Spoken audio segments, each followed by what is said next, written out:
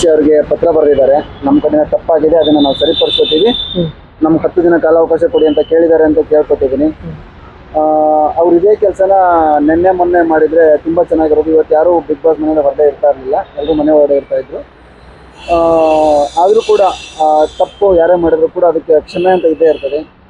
ಅದನ್ನು ಕನ್ಸಿಡರ್ ಮಾಡಿ ಅವ್ರು ಏನಾದ್ರು 10 ದಿನ ಅವಕಾಶ ಕೊಟ್ಟರೆ ಆ 10 ದಿನದಲ್ಲಿ ಮುಂದೆ ಇನ್ಯಾವತ್ತೂ ಈ ಥರ ತಪ್ಪು ನಡೆದಿರೋ ಥರ ನಮ್ಮ ತಂಡ ಆಗಲಿ ಚಾನಲ್ ಕಡೆಯಿಂದ ಆಗಲಿ ಮುಂದಿನ ಕ್ರಮ ಕೈಗೊಳ್ಳಬೇಕು ಅಂತ ನಮ್ಮ ಅಭಿಪ್ರಾಯ. ಸರ್, ಈಗ ಈ ಸತಿಯ ಬಿಗ್ ಬಾಸ್ ವಿಭಿನ್ನವಾಗಿರುತ್ತೆ ಅಂದ್ರು, ಇದು ಒಂದು ರೀತಿ ವಿಭಿನ್ನನಾ ಅಂತ? ಸರ್ ಇಲ್ಲ ಸರ್, ಇದೆಲ್ಲವೂ ತಾತ್ಕಾಲಿಕ ಅಷ್ಟೇ ಸರ್. ಇದು ಯಾವುದು ಕೂಡ ಶಾಶ್ವತ ಆಗಲ್ಲ. ಮನೆ ಒಳಗಡೆ ವಿಭಿನ್ನತೆ ಇದ್ದೇ ಇರುತ್ತೆ. ಅದನ್ನ ಕಾದು ನೋಡ್ಬೇಕು. ನಾವು ಕೂಡ ಆ ಕಾತ್ರದಲ್ಲಿ ಇದೀವಿ ಸರ್. ಇನ್ನೊಂದು ಕೆಲವೊಂದು ಕಡೆ ಕೇಳಿ ಬರ್ತಾ ಇರೋ ಮಾಹಿತಿ ನಾನು ನಿಮ್ಮ ಹತ್ರ ಕೇಳ್ತೀನಿ. ಏನಂದ್ರೆ ಈ ಸಲ TRP ಬರ್ತಾ ಇಲ್ಲ, ಅದಕ್ಕೋಸ್ಕರ ಇದೊಂದು ಗಿಮಿಕ್ ತರ ಆಗಿರ್ಬೋದಾ ಅಂತ ಕೆಲವು ಸೋಷಿಯಲ್ ಮೀಡಿಯಾಗಳಲ್ಲಿ ಓಡಾಡ್ತಾರೆ ಸರ್. ಅದೆಲ್ಲ ಸುಳ್ಳು ಅಂತ ನನ್ನ ಅಭಿಪ್ರಾಯ ಸರ್. ಯಾಕಂದ್ರೆ ಬಿಗ್ ಬಾಸ್ಗೆ ಆದಂತಹ ಫ್ಯಾನ್ ಫಾಲೋವರ್ಸ್ ತುಂಬಾ ಜನ ಇದ್ದಾರೆ, ಆದ್ರೆ ನಾನು ಒಬ್ಬ ಕೂಡ. ಸುದೀಪ್ ಸರ್ಗೆ ದೊಡ್ಡ ಫ್ಯಾನ್ ಫಾಲೋವರ್ಸ್ ಇದೆ ಬಿಗ್ ಬಾಸ್ ಇಂದಾನೆ, ನಾನು ಒಬ್ಬ ಕೂಡ.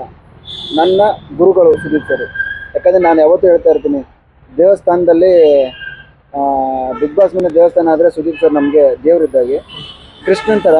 ಅವ್ರಿಲ್ಲದೆ ಇದ್ದರೆ ಬಿಗ್ ಬಾಸ್ ಶೂನ್ಯ, ಏನೂ ಇಲ್ಲ. ಅವ್ರಿಲ್ಲದೆ ಇದ್ದರೆ ಬಿಗ್ ಬಾಸ್ಗೆ ಅರ್ಥನೇ ಇಲ್ಲ ಅಂತ ನನ್ನ ಅಭಿಪ್ರಾಯ. ಆ ಥರ ಇರ್ಬೇಕಾದ್ರೆ ಅದಕ್ಕೆ ಒಂದು ದೊಡ್ಡ ಫ್ಯಾನ್ ಫಾಲೋವರ್ಸ್ ಇದೆ. ಇದೆಲ್ಲ ಸೋಷಿಯಲ್ ಮೀಡಿಯಾದಲ್ಲಿ ಟ್ರೋಲರ್ಸ್ಗಳು ಮಾಡುವಂಥ ಕೆಲಸ. ಇದೆಲ್ಲ ತಳ್ಳಿ ಹಾಕ್ತೀನಿ ಸರ್ ನಾನು. ಅಂದ್ರೆ ಸರ್, ಈಗ ಅದರ ಸುದೀಪ್ ಅವರು ಯಾವ ರೀತಿ ರಿಯಾಕ್ಟ್ ಮಾಡ್ಬೋದು ಸರ್ ನಿಮ್ಮ ಪ್ರಕಾರ? ನೀವು ನೋಡಿರ್ತೀರಾ ಈ ವಿಷಯವಾಗಿ? ಸರ್ ಏನಿಲ್ಲ ಸರ್, ಸುದೀಪ್ ಸರ್ ಗಮನಕ್ಕೂ ತಗೊಂಡ್ ಬಂದಿರ್ತಾರೆ, ಹೇಳಿರ್ತಾರೆ ಈ ತರ ಆಗಿದೆ, ಅದನ್ನ ಸರಿಪಡಿಸ್ತೀವಿ ಅಂತ. ಅದು ಎಲ್ಲ ಸರಿ ಹೋಗುತ್ತೆ ಸರ್. ಎಲ್ಲ ದೊಡ್ಡವರು ಮಾತಾಡೋದು ಸರಿ ಮಾಡ್ತಾರೆ. ಈಗಿನ ಬಿಗ್ ಬಾಸ್ ಬಗ್ಗೆ, ಈ ವರ್ಷದ ಬಿಗ್ ಬಾಸ್ ಬಗ್ಗೆ ವಿಭಿನ್ನವಾಗಿ ಅದೇ ರೀತಿ ಕನ್ನಡಕ್ಕೆ ಆದ್ಯತೆ ಕೊಟ್ಟಿದ್ದಾರೆ, ಅದ್ರ ಬಗ್ಗೆ ಒಂದೆರಡು ಮಾತಾಡಿ ಸರ್.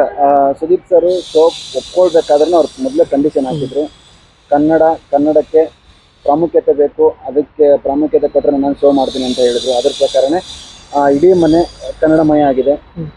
ಇಡೀ ಮನೆ ನಮ್ಮ ಸಂಸ್ಕೃತಿನ ಸೊಬಗನ್ನ ತೋರಿಸ್ತಾ ಇದೆ. ತುಂಬ ಖುಷಿ ಆಗುತ್ತೆ. ಅದು ಕನ್ನಡ ಸಂಸ್ಕೃತಿ ಅನ್ನೋದು ಬಿಗ್ ಬಾಸ್ ಮನೆಯಲ್ಲೇ ಗೊತ್ತಾಗುತ್ತೆ ಸರ್. ಅದೆಲ್ಲರಿಗೂ ಕೂಡ ತುಂಬ ಖುಷಿ ಇದೆ, ಅದ್ರ ಬಗ್ಗೆ ತುಂಬ ಪ್ರವಾಸ ಇದೆ. ಇನ್ನೊಂದು ಸುದೀಪ್ ಅವ್ರ ಹೇರ್ ಸ್ಟೈಲ್ ಬಗ್ಗೆ ಮಾತಾಡೋದು ಸರ್. ಅದು ಕೃಷ್ಣ ಹೇಗಿರ್ತಾರೋ ಕೃಷ್ಣನ್ ಹೇರ್ ಸ್ಟೈಲೇ ಮಾಡ್ಕೊಂಡಿದ್ದಾರೆ ಅವರು. ಚೆನ್ನಾಗಿದೆ ಸರ್ ಹೇರ್ ಸ್ಟೈಲ್. ನನಗೆ ಪರ್ಸನಲಿ ತುಂಬಾ ಇಷ್ಟ ಆಯ್ತು. ಕೃಷ್ಣನ್ ತರ ಹೇರ್ ಸ್ಟೈಲ್ ಇದೆ ಅವ್ರಿಗೆ, ಚೆನ್ನಾಗಿದೆ ಸರ್. ನಿಮ್ ಪ್ರಕಾರ ಇನ್ನೊಂದಂದ್ರೆ ಸರ್, ಈಗ ಒಳಗಡೆ ಯಾರು ಹೋಗಿದ್ದಾರೆ ಅಂತ ಗೊತ್ತು, ನಿಮ್ಗೆ ಯಾರು ಇಷ್ಟ ಆಗ್ಬೋದು, ಇಷ್ಟ ಆಗಿದ್ದಾರೆ ಸರ್? ಇನ್ನ ಏನಿಲ್ಲ ಸರ್, ಈಗ ಪ್ರಾರಂಭ ಆಗಿದೆ, 1 ವಾರ ಆಯ್ತು ಪ್ರಾರಂಭ ಆಗಿ. ಇನ್ನ ಟೈಮ್ ಬೇಕು ಸರ್ ಅದಕ್ಕೆ. ಯಾಕಂದ್ರೆ ಒಬ್ಬ ವ್ಯಕ್ತಿನ ನಾವು ಜಡ್ಜ್ ಮಾಡಕ್ಕೆ ತುಂಬಾ ಟೈಮ್ ತಗೊಳ್ಬೇಕಾಗುತ್ತೆ.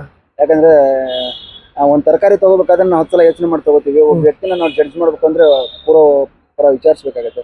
ಆ ವ್ಯಕ್ತಿ ಏನು, ಅವ್ರು ಹೇಗೆ ಆಟ ಆಡ್ತಾರೆ, ಅವ್ರ ಮಾತಿನಲ್ಲಿ ಹಿಡಿತ ಹೇಗಿರುತ್ತೆ ಅನ್ನೋದನ್ನ ಪ್ರತಿಯೊಂದನ್ನು ಅಬ್ಸರ್ವ್ ಮಾಡಿ ಆಮೇಲೆ ನಾವು ಹೇಳ್ಬೇಕಾಗತ್ತೆ. ಈ ಕ್ಷಣದಲ್ಲಿ ನಾನು ಏನಾದ್ರು ಹೇಳ್ಬಿಟ್ರೆ ಅದು ಏನೋ ಒಂದು ಯಾರನ್ನೋ ಖುಷಿ ಪಡ್ಸಕ್ಕೆ ಹೇಳ್ದಂಗೆ ಆಗುತ್ತೆ. ಆ ಥರ ಹೇಳಕ್ ನನಗೆ ಇಷ್ಟ ಇಲ್ಲ. ಸ್ವಲ್ಪ ಕಾಲ ಅವಕಾಶ ಬೇಕು ಸರ್ ಅದಕ್ಕೆ. ಈಗ ಇನ್ನೊಂದು ಸರ್, ಈಗ ನೀವು ಉತ್ತರ ಕನ್ನಡ ಆಗಿರೋದ್ರಿಂದ ಮಲ್ಲಮ್ಮ ಆಯ್ಕೆ ಆಗಿರೋದು ಯಾವ ರೀತಿ ಇಷ್ಟ ಆಯ್ತು ಸರ್? ಆಯ್ಕೆ ಆಗಿರೋದು ಸರ್, ಬಿಗ್ ಬಾಸು ಅದೊಂದರಿಂದ ನೀವೆಲ್ಲ ಅರ್ಥ ಮಾಡ್ಕೋಬೇಕು. ಬಿಗ್ ಬಾಸ್ ಏಜ್ ಲಿಮಿಟ್ ಇಲ್ಲ ಸರ್, ಇದೇ ಕ್ಯಾಟಗರಿಯಿಂದ ಅಂತಿಲ್ಲ ಸರ್. ಅವರವರ ಎಂಟರ್ಟೈನ್ಮೆಂಟು, ಅವರವರ ಹೆಸರು ಮಾಡುವಿಕೆಯಿಂದ ಅವರು ಬಿಗ್ ಬಾಸ್ಗೆ ಬರ್ಬೋದು ಅಂತ ಹೇಳಕ್ಕೆ ಇಷ್ಟಪಡ್ತೀನಿ ಸರ್. ಸೋಷಿಯಲ್ ಮೀಡಿಯಾದಲ್ಲಿ ಸುಮಾರು ಥರ ಓಡುತ್ತೆ, ಅದೆಲ್ಲವೂ ಕೂಡ ಅದು ಅಲ್ಲಿಗೆ ನಿಂತ್ಕೊಳ್ಳುತ್ತೆ ಅಷ್ಟೇ. ಬಿಟ್ಟರೆ ಸರ್, ಕಮೆಂಟ್ ಮಾಡೋರು ಯಾರು ಕೂಡ ಬಂದು ಬಿಗ್ ಬಾಸ್ ಕಂಟೆಂಟ್ ಆಗೋಕ್ಕಾಗಲ್ಲ. ಕಮೆಂಟ್ ಮಾಡೋರು ಯಾರು ಕೂಡ ಬಿಗ್ ಬಾಸ್ಗೆ ಸೇರ್ಕೊಳ್ಳೋಕ್ಕಾಗಲ್ಲ. ಕಮೆಂಟ್ ಮಾಡೋರು ಎಲ್ಲರೂ ಬಿಗ್ ಬಾಸ್ಗೆ ಸೆಲೆಕ್ಟ್ ಮಾಡಲ್ಲ. ನೀವೇನು ಅನ್ನೋದನ್ನ ನೀವು ತೋರಿಸ್ಕೊಂಡ್ರೆ ಮಾತ್ರ ನೀವು ಬಿಗ್ ಬಾಸ್ಗೆ ಹೋಗೋಕ್ಕಾಗೋದು. ನಾನು ಎಲ್ಲೋ ಕೂತ್ಕೊಂಡು ಕಮೆಂಟ್ ಮಾಡ್ತೀನಿ, ನಾನು ಬಿಗ್ ಬಾಸ್ಗೆ ಹೋಗ್ತೀನಿ ಅಂದರೆ ಅದು ಆಗದೇ ಇರೋ ಮಾತು ಸರ್. ಯಾಕಂದರೆ ಮಲ್ಲಮ್ಮ ಈ ವಯಸ್ಸಿನಲ್ಲಿ ಅವರ ಪ್ರಯತ್ನ ಪಟ್ಟು ಬಂದಿದ್ದಕ್ಕೆ ಇವತ್ತು ಬಿಗ್ ಬಾಸಲ್ಲಿ ಇದ್ದಾರೆ. ನೀವು ಮುಂದೊಂದು ದಿನ ಅದನ್ನು ಪ್ರಯತ್ನ ಮಾಡ್ಬೋದು, ನೀವು ಬಿಗ್ ಬಾಸ್ಗೆ ಹೋಗ್ಬೋದು ಅಂತ ಹೇಳ್ತೀನಿ. ಕೊನೆಯದಾಗಿ ಬಿಗ್ ಬಾಸ್ ಬಗ್ಗೆ ಹೇಳೋದಾದ್ರೆ ಸರ್, ಈ ಸೀಸನ್ ಬಗ್ಗೆ ಸರ್, ಈ ಸೀಸನ್ 11 ಸೂಪರ್ ಡೂಪರ್ ಹಿಟ್ ಆಗಿದೆ.